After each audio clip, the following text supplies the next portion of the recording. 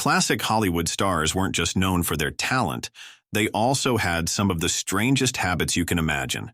Whether it was an obsession with the downright disgusting or an unexplainable fear of everyday things, these stories will leave you wondering how some of the most iconic celebrities lived behind closed doors. Marlene Dietrich and collecting men's clothes. Marlene Dietrich's public image as a star only scratched the surface of who she was. What truly made her unique was an unexpected obsession: men's fashion. This wasn't a casual interest, but a bold, deeply personal choice that shaped her life and career. For Dietrich, these clothes weren't costumes. They became part of her identity, worn with a confidence that defied expectations. At a time when society pushed women toward dresses and heels, Dietrich chose crisp suits, sharp pants, and button-down shirts. Picture her at a 1930s film premiere, striding in a sleek tuxedo, hair gleaming, lips painted red. The look was audacious and impossible to ignore, quietly questioning why clothing should be tied to gender at all. She didn't just wear menswear, she redefined it. Long before androgyny became a trend, Dietrich made it her signature. She wasn't ditching femininity. She was stretching it, mixing strength with softness to create something entirely her own. To her, clothes were tools for self-invention, not rules to follow. This passion ran deeper than appearances. Dietrich studied the details: the cut of a jacket, the weight of fabric, how tailoring could transform posture and attitude. Her closet became a sanctuary of bespoke suits, each piece a deliberate choice. This wasn't just collecting, it was a rebellion stitched in wool and silk. Her choices sparked a ripple effect. Designers took notes, audiences marveled, and slowly, fashion's boundaries softened. Dietrich proved that clothes could be a playground, not a prison. Decades later, her fearless approach still whispers to anyone daring to blur the lines between menswear and womenswear. Judy Lewis, the hidden daughter of Hollywood. In the 1930s, Loretta Young was Hollywood royalty, gorgeous, charismatic, and adored by fans. But behind her polished image lay a bombshell few knew about: a hidden romance with Clark Gable, then at the height of his fame, as Gone with the Wind's leading man.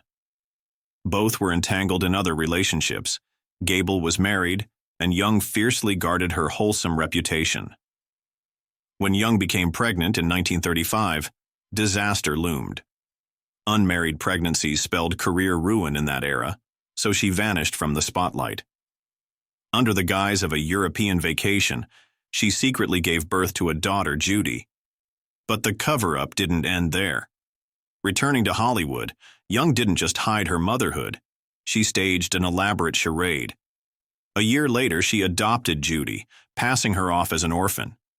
The truth: Judy was her biological child. For nearly 2 decades, even Judy believed the lie. Judy's early years were chaotic.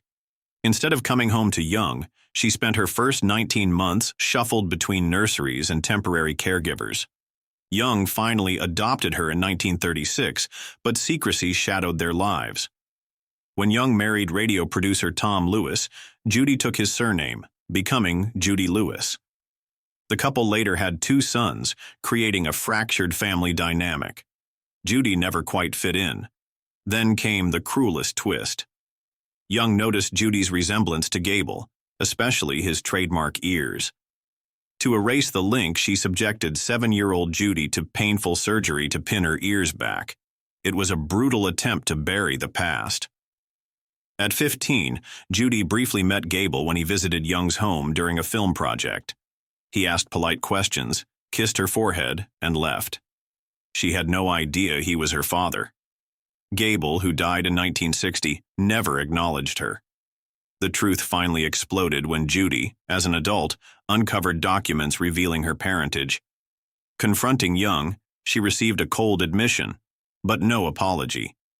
Young took the secret to her grave, refusing to publicly claim her daughter. Charles Laughton's Weird Diet. Scotty Bowers, in his book Full Service, revealed many shocking secrets about Hollywood's golden age, but one story about British actor Charles Laughton is among the strangest. According to Bowers, Laughton once invited him and a young man over while his wife was away. When they arrived, Laughton was in the kitchen, carefully making a sandwich. He laid fresh lettuce and tomato slices on sourdough bread, adding a little lemon juice, salt, and pepper. At first it seemed like a simple meal, but what happened next was anything but normal. Laughton picked up the sandwich, grabbed a pot, and asked the young man to follow him into the bathroom. Bowers waited, confused about what was going on. After a few minutes, Laughton came back alone, placed the sandwich on the table, and acted as if nothing unusual had happened. But now, the lettuce and tomatoes were smeared with a light brown substance. The young man followed shortly after, looking embarrassed. Without saying a word, he pointed at the sandwich and then patted his backside. Bowers watched in disbelief.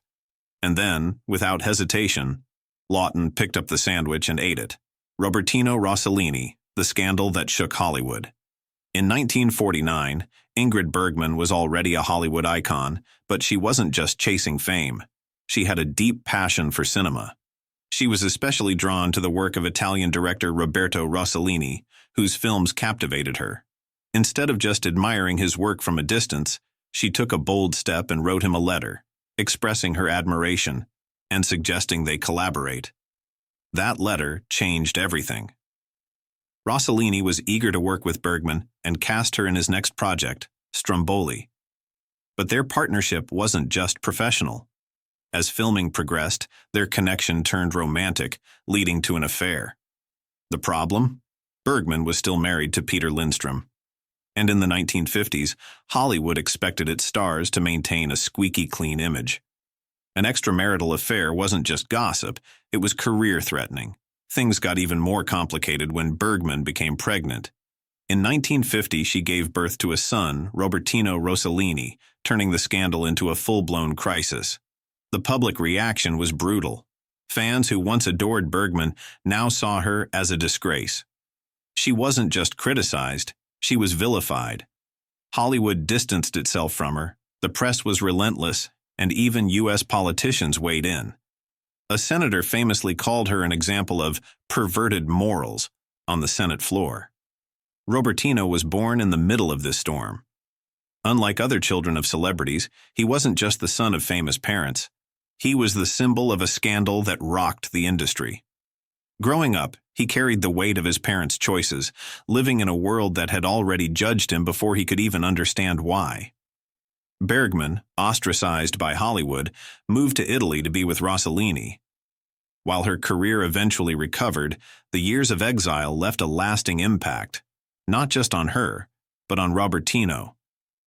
He grew up knowing his birth had been the catalyst for his mother's downfall, a burden no child should have to bear. His childhood wasn't just shaped by fame, it was defined by controversy.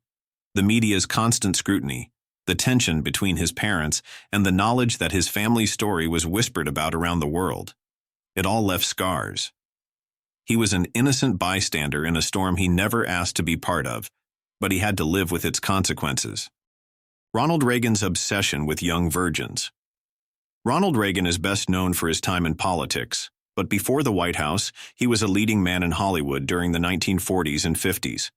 However, one of the most uncomfortable stories from his Hollywood years comes from actress Piper Laurie, his co-star in the 1950 film Louisa. In her memoir, Laurie made a shocking claim. Reagan, then 39, took her virginity when she was just 18. Laurie wrote that Reagan first charmed her on the set of Louisa, where he played her father.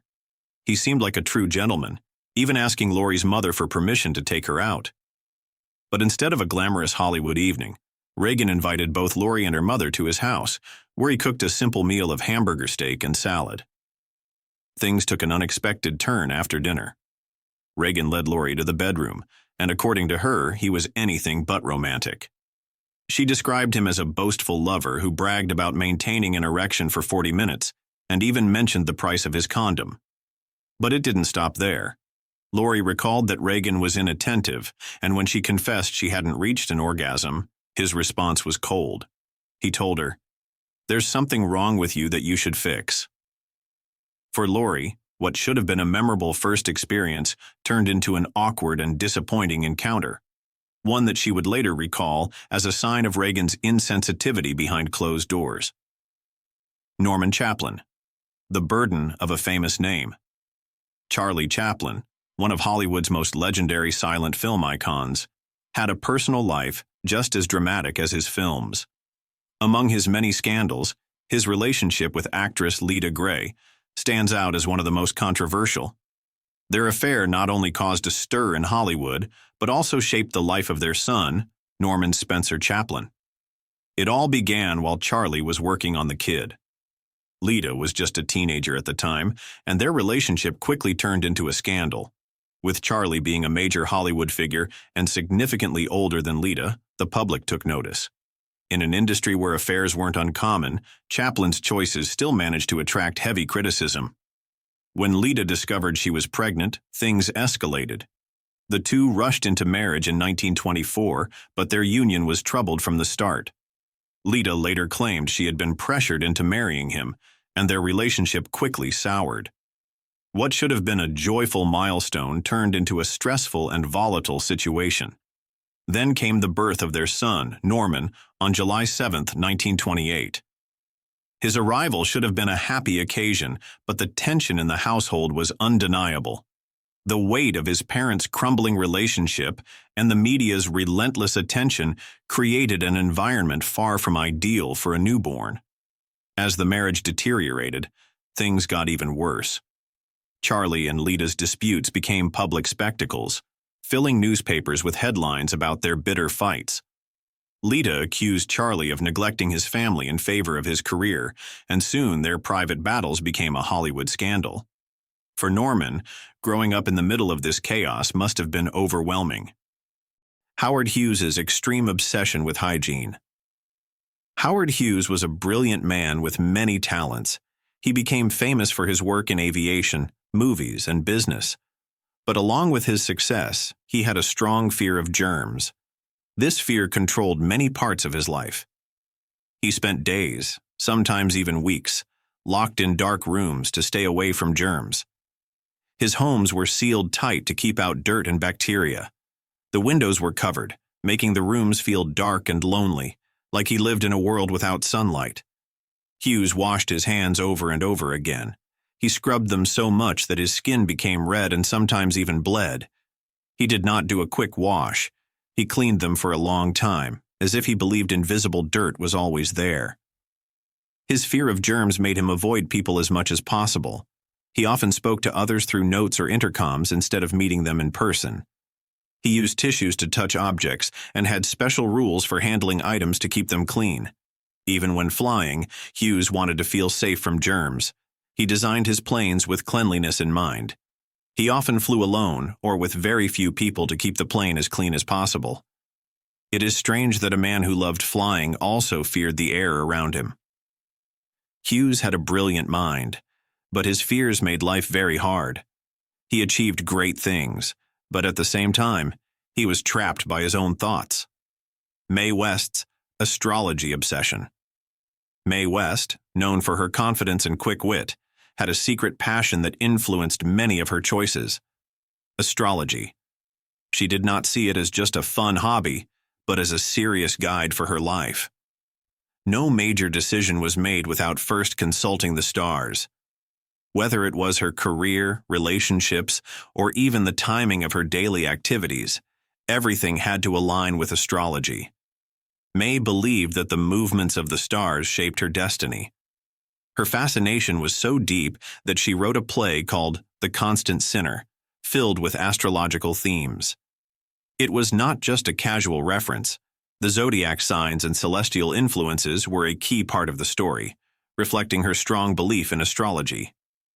Her trust in astrology also extended to her interactions with people. Mae often judged others based on their star signs and felt that certain signs were better suited to be around her.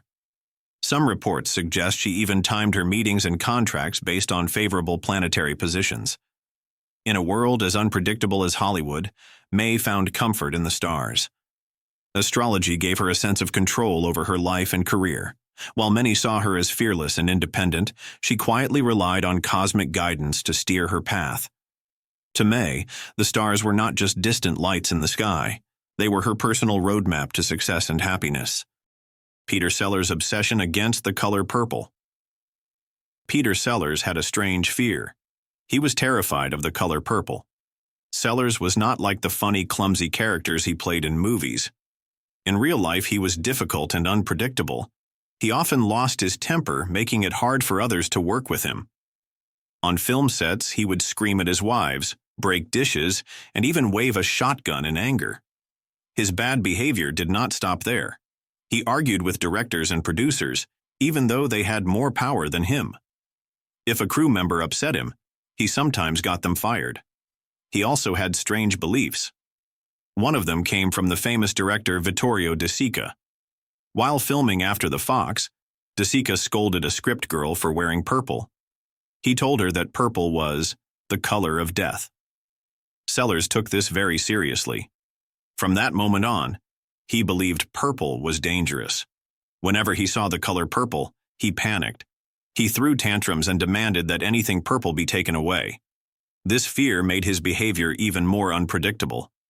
People around him never knew what would set him off. Sellers' strange beliefs and explosive temper made him hard to work with. Many saw him as a brilliant actor, but his personal life was full of chaos. His fear of purple was just one of many things that made him a difficult and unusual man. Charlie Chaplin's obsession with younger women. Charlie Chaplin was a famous actor, filmmaker, and comedian, best known for playing the Little Tramp. He made people laugh all over the world, but his personal life was full of controversy. Many people criticized him for his strong interest in very young women. This shaped both his relationships and career, making him a subject of debate even today. Chaplin married his first wife, Mildred Harris, in 1918 when he was 29 years old. She was only 16 at the time. Their relationship began when she was 15, showing a big age difference between them. Their marriage lasted only 2 years, but it set a pattern for Chaplin's future relationships. After his divorce from Harris, Chaplin continued to date teenage girls. His second wife, Lita Gray, was 16 when they started seeing each other. They married when she was 18, and Chaplin was 35. Their relationship had many problems. Gray was young and inexperienced, while Chaplin was much older and controlling. Their marriage ended in a messy and very public divorce. During the court case, many shocking details about Chaplin's behavior came out, making his reputation worse. Even after this scandal, Chaplin continued to pursue much younger women. His third marriage was to Paulette Goddard, an actress who was 21 when they met. Chaplin was 47. Unlike his earlier relationships, this one was more private, and the age gap was smaller. Still, the pattern of Chaplin choosing much younger women continued. Chaplin's fourth and last marriage was to Una O'Neill, the daughter of playwright Eugene O'Neill. She was only 18 when they got married, while Chaplin was 54. Despite the huge age gap, this marriage was the most stable and lasting of Chaplin's life. Unlike his previous relationships, Una remained devoted to him until his death in 1977. They had 8 children together, and many believe that Una brought him the stability he never had before. Gloria Swanson's obsession with health and fasting. Gloria Swanson was more than just a glamorous Hollywood star. She was a trailblazer in health and wellness long before it became trendy. Known for her striking looks and powerful screen presence, she was equally passionate about maintaining her health through strict dietary habits and fasting. At a time when processed foods were gaining popularity, Swanson rejected the norm and embraced a lifestyle centered around natural, organic eating. Her journey into health-conscious living was fueled by a deep belief that diet played a crucial role in longevity and well-being. She scrutinized everything she ate, ensuring her meals were free from artificial ingredients and preservatives. While most people enjoyed rich processed foods, Swanson followed a strict regimen of raw vegetables, fruits, nuts, and seeds. She was also an early advocate of juicing, regularly preparing fresh vegetable and fruit juices to maintain her energy and youthful appearance. Fasting was another major part of Swanson's health routine. She believed that abstaining from food for extended periods helped her cleanse her body and mind. Sometimes, she would go days consuming only water or fresh juices, convinced that this practice improved her clarity and overall health. While many found her methods extreme, Swanson stood by them, confident in their benefits. Her dedication to health extended beyond her personal life. She often spoke publicly about nutrition and wellness, encouraging others to be mindful of what they consumed. Many in Hollywood took inspiration from her lifestyle, following her lead in making healthier choices. Despite criticism from skeptics, Swanson never wavered in her beliefs. Her approach to wellness was not just about looking good, but about feeling strong, both physically and mentally. The child that was never born. In the 1940s, Gary Cooper was the definition of a Hollywood leading man, handsome, charismatic, and adored by fans everywhere. Patricia Neal, a rising star in her own right, was captivated by him. Their connection was instant, and soon they were caught up in a whirlwind romance. But there was one major problem. Cooper was already married. Their affair wasn't just another Hollywood fling. It was a full-blown scandal. Patricia was deeply in love, but the reality of their situation was impossible to ignore. She was giving her heart to a man she could never truly have, and that kind of love comes with heartbreak built in. Then everything took a dramatic turn. Patricia became pregnant. What should have been a moment of joy quickly turned into a nightmare. Cooper, fearing the fallout, urged her to end the pregnancy. Patricia was left with an agonizing choice, one she never expected to face. Imagine being young, in love, and suddenly burdened with a decision that would shape the rest of your life. In the end, she followed Cooper's wishes, but the pain never really left her.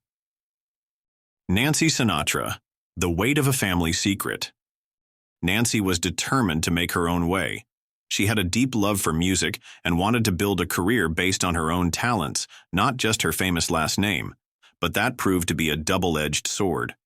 On one hand, her father's reputation opened doors. On the other, it created enormous expectations. Every song she released, every performance she gave, was endlessly compared to his legacy. Some days, she felt like she could embrace her father's fame as an advantage. Other times, it felt like an impossible standard to live up to. She wasn't just trying to be a musician, she was trying to be seen as her own person. But the world wasn't ready to let her be anything other than Frank Sinatra's daughter. Beyond the music industry, the emotional weight of her father's past never really went away. She longed for a connection with him that wasn't clouded by old scandals, but that was difficult when the world refused to move on. No matter how much success she achieved, she was always battling the narrative of her birth. Still, Nancy refused to let it define her. Her life wasn't just about carrying a famous last name.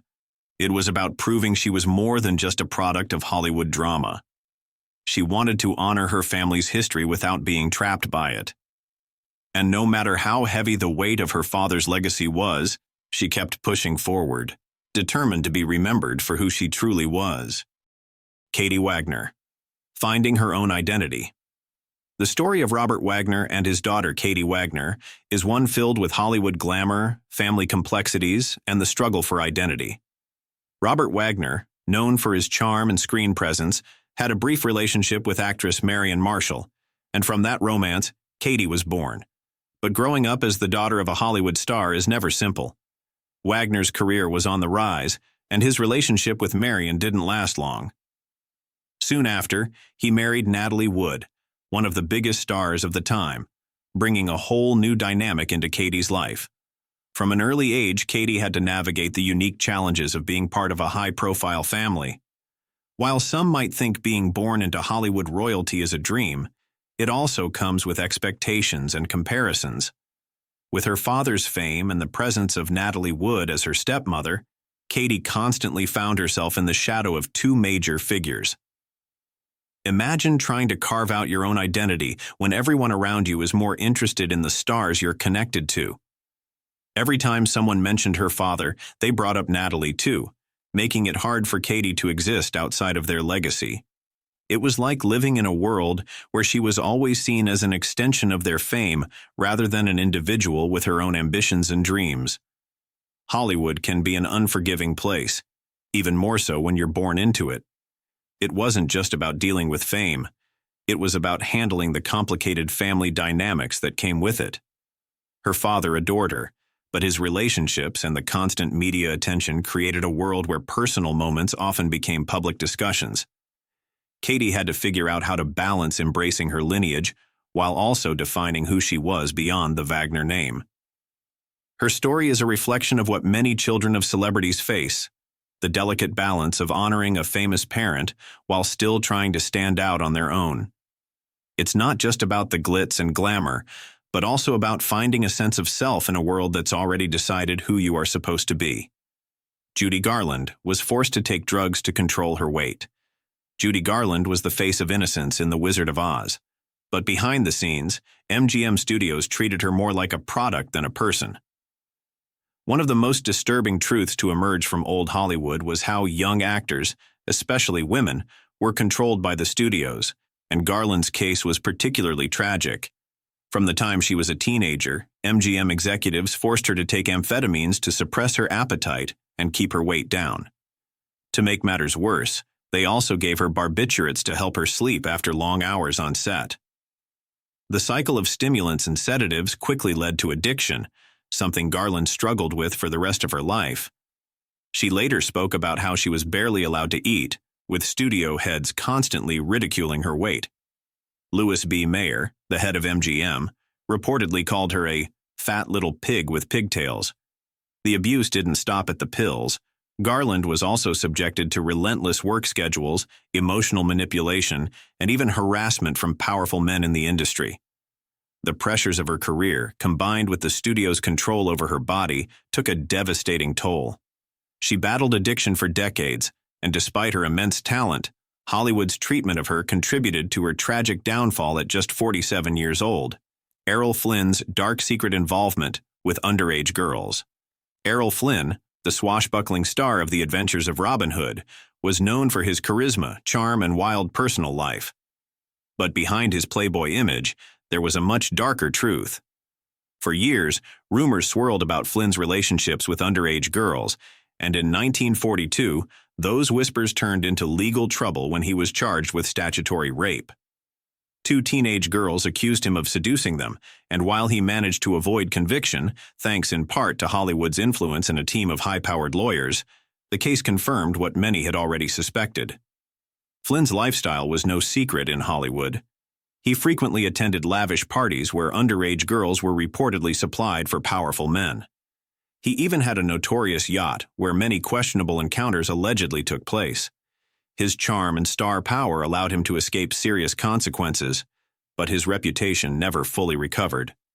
Even after his death, more disturbing details about his life continued to emerge. Rumors circulated that he had ties to illegal activities, and some biographers claimed he even had a fascination with fascism. While Hollywood helped clean up his public image, the truth behind Flynn's personal life remains one of old Hollywood's darkest scandals.